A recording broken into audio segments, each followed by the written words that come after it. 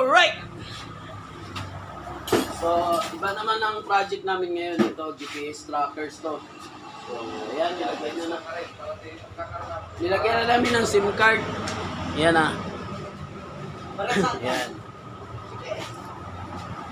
Ito naman is for safety lang ano. Katulad doon kasi sa akin, muntik na nakarnap. So, ito, may magpapalagay sa akin ito. So basic lang naman siya kasi doon sa sa carton or lalagyan niya may manual siya ano. So yan, may manual siya, hindi kayo mahilo dito. Madali lang siya install. So kahit baguhan kayo, madali lang siya install. So ang wirings naman ito, napakadali. Itong black, negative. Itong red, ito yung positive sa battery. So may fuse pack na rin siya, built-in. Ayan, no? So, right. Ito, napakadali lang nito. Mamaya ituturo ko sa inyo ito. No? Abangan nyo lang para masundan nyo. No? Itong orange at saka itong yellow. So ito yung GPS natin. Tara, let's go. Kapit na natin. So may kasama rin siyang relay. Ang pagwa-wiring nito is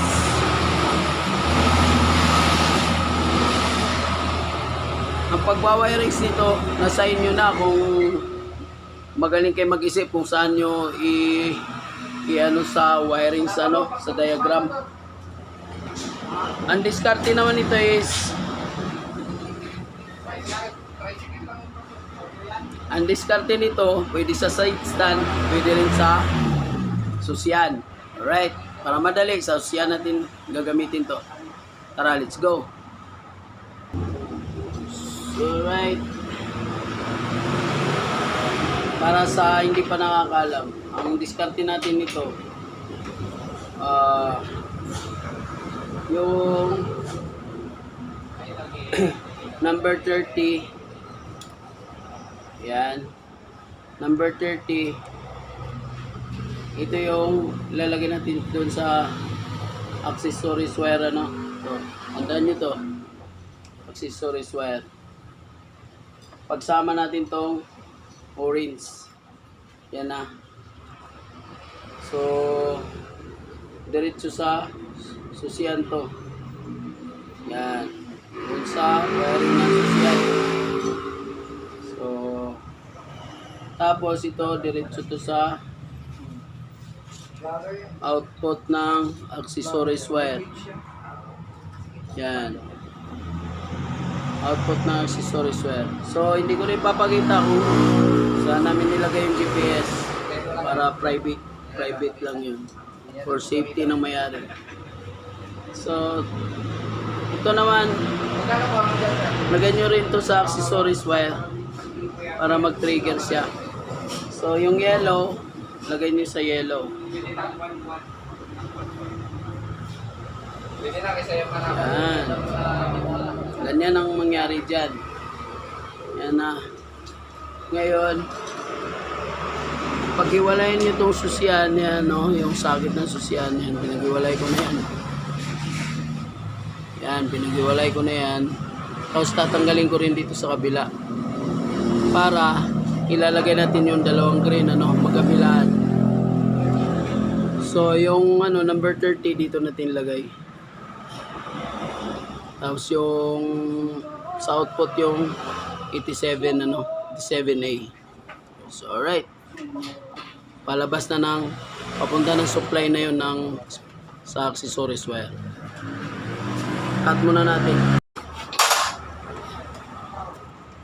Babalutin ko na siya.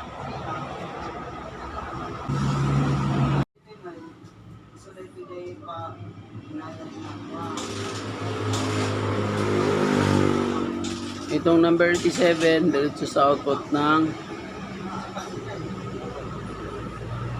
accessories wire. Ayan, number 87 na dito sa gitna. Ayan o. Tapos yung number 30, pagsama natin dito sa orange. Ayan. Pagsama natin na. So So, gunting. Kailangan gunting, Jod. Nandun nata sa ano? Diyan. Alright, cut natin ha.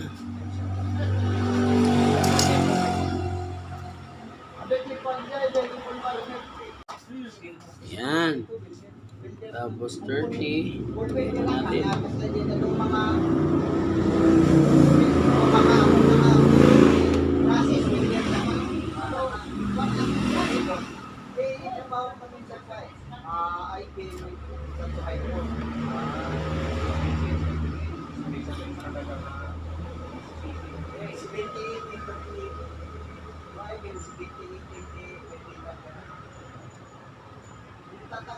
Yan na, kinunin ko na siya sa number 30. Yan.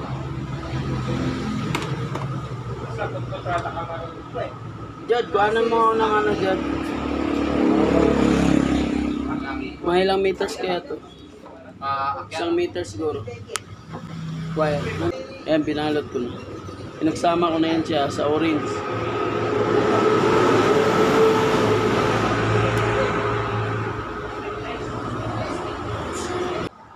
So right, ayan na, tinanggal ko na. So yung orange dito natin sa ano, susian, ano. Right. So, ipo-fold ko na siya. So wala kasing tagawak. So cut na lang muna natin. So right, ayan na. Ayan o. Ayan o. Yung 87 natin, ito yun sa output ng accessories wire. Tapos yung isa, sa input naman, galing sa lock, no? Ng susian. So, ayan. So, sasaksak na natin. Sasaksak ko na siya. Cut ko muna. Ayan, sasaksak na natin. So, alright, yan. Ginawa na rin ni Jod. Yan. Yung number 86 natin, idudugtong natin sa battery, ano? Tapos yung yellow, galing sa GPS. Yellow din doon sa yellow din dito sa relay. So ito nga yung number 30. So pinagsama natin siya dito sa orange, ano, pamunta doon sa susian, sa lock, doon sa mismong susian. Tapos yung number 87, ito yun, doon sa output ng accessories wire. So right. So cut ko muna, tayo saksak pa yan. Okay, tapos na siya. I-testing na lang natin kung approve or disapprove. GPS tracker. So, ganito kasi na kuha niyang brand. So, karamihan, relay lang yung iba. Ito may aparato talaga siya na sa GPS. So, ayan, nailagay ko na dyan. Ayos na siya. Fold na. Testing na lang natin. Yung iba sa side stand nilalagay.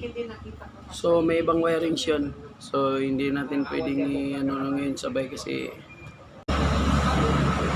So ayan. Yung mga grabis yan. So,